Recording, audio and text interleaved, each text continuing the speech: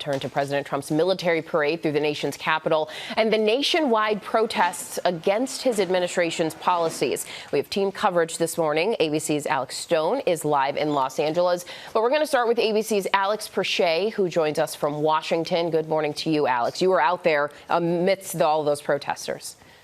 That's right, Janae. And it was quite the contrast between what played out on the National Mall, a parade of pomp and circumstance, and the many protests and some unrest across the country.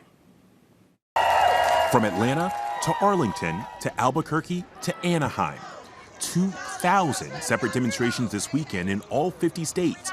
So-called No King's Day protest voicing opposition to President Trump's agenda and a joint birthday celebration he threw for the U.S. Army and himself. Many protests peaceful, but some erupting into chaos.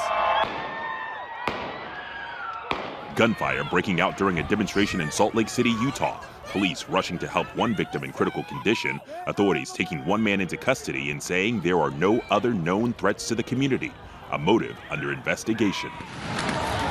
In Los Angeles, police used flashbangs to break up crowds outside federal buildings downtown. Protesters seen running to safety. Demonstrations in Minnesota canceled after that deadly targeted shooting of Democratic lawmakers. Authorities finding flyers for the protests in the suspect's vehicle. And in Charlotte, 2 protesters arrested for assaulting officers. Meanwhile, a stark contrast for President Trump's night, filled with pomp and circumstance in Washington. Commemorating the 250th birthday of the U.S. Army and his 79th birthday, culminating in a military parade along the National Mall. The first of its kind since 1991. The military estimates Saturday's parade cost as much as $45 million in taxpayer money. Every other country celebrates their victories. It's about time America did too. That's what we're doing tonight. But just outside the perimeter, thousands gathered to protest. More than 1,000 people gathered at Logan Circle, now marching down towards the White House. But they felt passionate about being specifically here in D.C. peacefully to make sure that the White House hears their opposition. President Trump told reporters last week that protesters would be met with heavy force. I am here today, here in D.C., is because he threatened us. Like, how crazy. Roseanne Rodriguez is a veteran who served with the 82nd Airborne. I have a right protected by the Constitution that says I can be out here.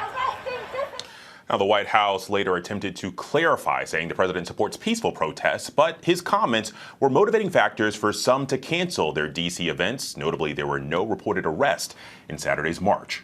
Whit? Alex Perche, thank you. And one of the larger protests was in Los Angeles, where marchers, also angry over Trump immigration policies, clashed with police. ABC's Alex Stone continues our team coverage. And Alex, you were there overnight when these demonstrations escalated. Whit, good morning. Yeah, we were right in the middle of all of it. And overnight, the LAPD battling back crowds. The crowds grew during the day. They had been peaceful early on in the day, and then they became more violent at night. All day marchers made their way around the city. They were loud, but they were peaceful during the daytime. One estimate putting the crowd at 20,000 people filling the streets here. But the crowd really grew around the federal building, and at around 4 p.m., the LAPD saying officers were taking chunks of concrete, bottles, and rocks were being thrown at them.